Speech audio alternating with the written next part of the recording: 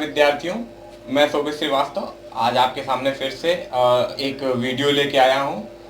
उस दिन हम लोगों ने पिछले वीडियो में नाउन के पार्ट 2 में हम लोगों ने बात की थी पर्सन की, और पर्सन में हम लोगों ने ये भी सीखा था कि किस पर्सन के साथ कौन सी वर्ब लगेगी और कौन सा पर्सन कहाँ पर यूज होता है। और उसके पहली वाली क्लास में हम लोगों ने नाउन के टाइप्स की बात की थी और तमाम तरीके की चीज़ें सीखी थी कि जैसे अब्स्ट्रैक्ट नाउन में हम 90% आर्टिकल का यूज नहीं करते हैं, और कलेक्टिव नाउन आपका ऑलवेज सिंगुलर होता है क्योंकि वो कॉमन नाउन का ग्रुप होता है। तो इसी तरीके से हम लोग छोटे छोटे वीडियो के माध्यम से एकदम शुरुआत से अंग्रेजी की जड़ से पकड़कर उसको पढ़ने का काम करेंगे। आप सब अगर वीडियो अच्छा लगता है तो ज़्यादा से ज़्यादा लोगों तक पहुँचाएं, खुद लाइक करें, शेयर करें और शुरू से देखें। जिसकी पहली दूसरी क्लास छूट गई है वो मैं लिंक दे दूंगा और नीचे आप लोग जाके वहाँ पे उसको पढ़ सकते हैं। तो आइए हम लोग शुरुआत करते हैं क्लास की। तो हम लोगों ने बात की थी पर्सन की कि पर्सन होता क्या है। तो हमने पढ़ा था फर्स्ट, सेकंड, थर्ड पर्सन और लगभग पर्सन हम लोग कंप्लीट कर चुके थे। तो पर्सन के बाद हमने नाउन को 4 चैप्टर में डिवाइड किया था, पर्सन, जेंडर, नंबर और केस। तो पर्सन को हम लोगों ने पढ़ लिया है और आज हम लोग बात करेंगे जेंडर की। तो देखिए जेंडर, आज हम लोग बात करेंगे जेंडर की। कल हम लोगों ने पिछले वीडियो में हम लोगों ने पर्सन को पढ़ लिया था, आज हम लोग बात करेंगे जेंडर की। तो देखिए कि सीधा सा सिद्धांत रखिए कि जिस टॉपिक को भी पढ़ेंगे उस टॉपिक से फिर किसी भी एग्जाम में कोई भी क्वेश्चन आए हमको दिक्कत नहीं होनी चाहिए। हम उस टॉपिक से जुड़े किसी भी क्वेश्चन को आराम से सॉल्व कर सकते हैं। ग्राफ वाइज पढ़ेंगे, ज्यादा रूल पे फोकस नहीं करना है, रट्टा नहीं मारना है, चीजों को समझना है, कॉन्सेप्ट को सीखना है। और इंग्लिश की जो जड़ है, जहां से इंग्लिश शुरू है वहां से हम लोग छोटी छोटी चीजों को पकड़ के एडवांस लेवल तक की इंग्लिश सीखेंगे। बस आप अपना साथ बनाए रखिए। तो आइए देखते हैं कि जेंडर होता क्या है, जेंडर से जुड़ी कितनी चीजें हमको पढ़नी है जो हमारे एग्जाम में हमको फायदा दिलाएं, हमको बेनिफिट करें। तो देखिए जेंडर को हम लोग यहाँ से डिवाइड करेंगे 2 पार्ट में। मैंने जैसा कि आपको बताया कि सारी चीजें ग्राफ वाइज पढ़ेंगे, रूल पे कम फोकस करेंगे, रट्टा कम मारना है और चीजों को समझना है, कैसे हमको क्वेश्चन हैंडल करना है, हम लोग वहां पे फोकस करेंगे। तो देखिए पहला होता है लिविंग और दूसरा है नॉन लिविंग। लिविंग और नॉन लिविंग, ध्यान से समझिएगा। जेंडर को कितने पार्ट में डिवाइड किया हम लोगों ने? 2 पार्ट में, लिविंग और नॉन लिविंग। लिविंग में क्या है देखिएगा, लिविंग में पहला तो आपका मेल है, दूसरा फीमेल है। ठीक है, पहला मेल है, दूसरा फीमेल है। और आइदर मेल और फीमेल, या तो पुरुष या स्त्री, आइदर मेल और फीमेल। कहने का मतलब ये कि या तो पुरुष होगा या स्त्री, या पुरुष या स्त्री में से कोई एक हो सकता है। मेल मतलब पुरुष, फीमेल का मतलब स्त्री, और आइदर मेल और फीमेल, या पुरुष या स्त्री में से कोई एक हो सकता है। लेकिन अब बात की जाए नॉन लिविंग की, तो नॉन लिविंग में क्या है? नाइदर मेल और nor female, neither male nor female, कि ना तो स्त्री है और ना ही पुरुष है, ना तो स्त्री है और ना ही पुरुष है। ध्यान से समझिएगा जेंडर के इस टॉपिक को, यहां से क्वेश्चन पूछे गए हैं। मैं अभी आपको एग्जांपल भी करवाऊंगा, लेकिन उसके पहले समझने वाली बात यह है कि आपको समझ में बातें आ रही हैं कि नहीं। तो जेंडर को 2 पार्ट में डिवाइड किया, लिविंग और नॉन लिविंग में। लिविंग में आपका मेल है, फीमेल है, या मेल या फीमेल में से कोई एक है। और नॉन लिविंग में ना तो पुरुष और ना ही स्त्री है, ना तो पुरुष ना तो स्त्री है। तो देखिए ना मेल है ना फीमेल है। तो देखिए कैसे, अब मान लीजिए यहां से जो क्वेश्चन बनता है समझने की कोशिश वो करिएगा। मान लीजिए कहीं आपका मेल सब्जेक्ट है और उसके लिए आपको अपना लगाना है, तो मेल के लिए आप अगर ही है तो उसका ही का हिज लगाते हैं, या ई का हिज है, सी का आप लोग हर लगाते हैं, और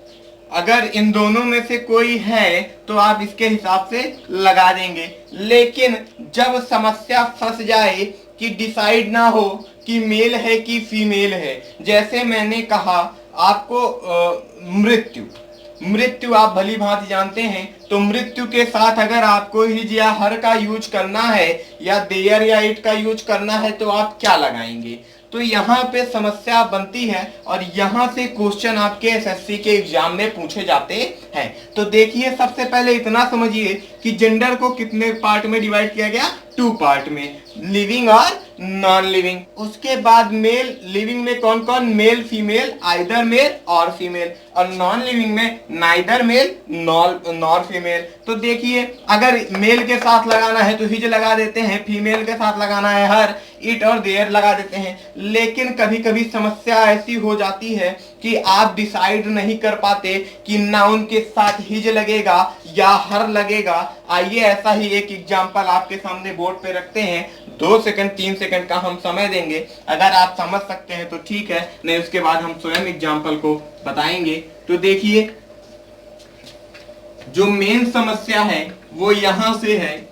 4 एग्जाम्पल मैं आपको दे रहा हूं, इन 4 एग्जाम्पल में आप हिज लगाएंगे या हर, ये डिसाइड आपको करना है।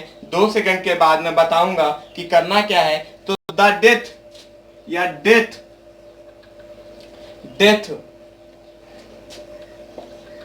Is, death always, death always known, death always known victim। यहां पे अगर आपको हिज लगाना है, हर लगाना है, इट लगाना है या देयर, तो इनमें से क्या लगाएंगे आप। देखिए, that death always known his victim या death always known her victim या death always known it victim या death always known their victim. समस्या यहाँ पे है, जो क्वेश्चन आता है, जो क्वेश्चन आपके एसएससी के पैटर्न से बनता है वो इस टाइप का बनता है। अब यहाँ पे वो आपसे गलती करवाना चाहेगा, वो 4 ऑप्शन से कह रहा है कि आप लगाएंगे, यहाँ पे क्या टिक करेंगे। तो जरा देखिए, मृत्यु अगर हिंदी के शब्दों के अनुसार देखा जाए तो मृत्यु क्या है, मृत्यु स्त्रीलिंग है। मृत्यु आप लोग तीर आ जाता है तो वहां पे स्त्रीलिंग का प्रयोग कर देते हैं। तो देखिए, यहीं पे एक हेडिंग बनती है, personification, personification of noun, personification of noun. तो देखिए, कैसे डिसाइड करेंगे जब आपको समझ में ना आए उसका जेंडर, तो हिज लगाना है कि हर लगाना है। तो समझिएगा कि कब वो मेल रूप में होगा और कब फीमेल में होगा। मेल के लिए क्या है और फीमेल के लिए क्या है। जब क्रूएल हो, रफ हो, क्रूएल हो, रफ हो, क्रूएल हो, रफ हो, और तब आपका मेल होता है। क्रूएल हो, रफ हो, अगली जिसको बोलते हैं भद्दा या कुरूप, क्रूएल हो, रफ हो तो वो अगली हो तो आपका मेल होगा। जैसे मृत्यु क्या है, क्रूएल है ना, निर्दयी है ना। अगर मृत्यु खूबसूरत होती, अच्छी होती तो हर कोई मरना चाहता, लेकिन मृत्यु क्या है, क्रूएल है ना, सब डरते हैं ना। तो क्रूएल के साथ क्या लगेगा, मेल के लिए हिज लगाएंगे। और जब ब्यूटी हो, ब्यूटी हो, काइंडनेस हो, तब सॉफ्टनेस हो, तब आप फीमेल का यूज करेंगे, हिज का हर का यूज करेंगे। तो पर्सोनिफिकेशन ऑफ नाउन में समझिएगा कि जब समस्या घनिष्ठ हो जाए, जब प्रॉब्लम टफ हो जाए, आप डिसाइड ना कर पाए कि ये कौन सा जेंडर है और वहां आपको हिज और हर का प्रयोग करना हो, तब आप क्या करेंगे। तो आप यहां से पकड़िएगा कि क्रूएल, रफ और अगली है तो मेल यानी हिज लगाएंगे, ब्यूटी, काइंडनेस, सॉफ्ट है तो हर लगाएंगे। तो बताइए भैया, death always known his victim की हर विक्टिम, तो death always known his victim. बात समझ में आ गई भैया, यहां तक कोई दिक्कत नहीं होनी चाहिए। तो जैसे the army known his duty, आइए एक एग्जांपल और देखते हैं।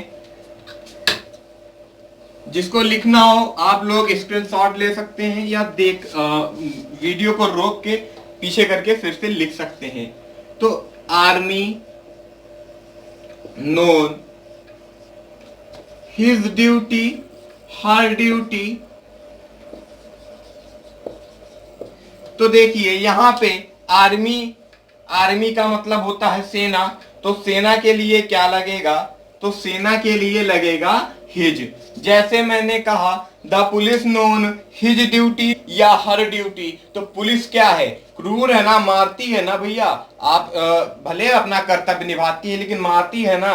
तो यहां से आप डिसाइड करेंगे कि उसके साथ हिज लगेगा कि हर लगेगा। तो जेंडर में टोटल बात इतनी थी। जेंडर चैप्टर आपका समाप्त हो गया है। अगले वीडियो में हम लोग नंबर पढ़ेंगे, कैसे सिंगुलर को प्लूरल में कन्वर्ट करते हैं और कहां पे कौन से ऐसे रूप हैं जो सिंगुलर का सिंगुलर ही रहता है, वो सिंगुलर और प्लूरल दोनों में यूज होता है। ऐसी तमाम तरीके की छोटी छोटी बातें हम लोग पढ़ेंगे। तो इस तरीके के जितने भी एग्जाम्पल मिलेंगे आप पर्सोनिफिकेशन ऑफ नाउन से कंप्लीट कर सकते हैं। और बने रहिए नॉलेज पॉइंट के साथ। हम लोग तब तक आपके साथ हैं जब तक आप सफल नहीं हो जाते। बहुत बहुत धन्यवाद। अगर वीडियो अच्छा लगता है तो आगे भी शेयर करें और लोगों तक पहुंचाएं। धन्यवाद।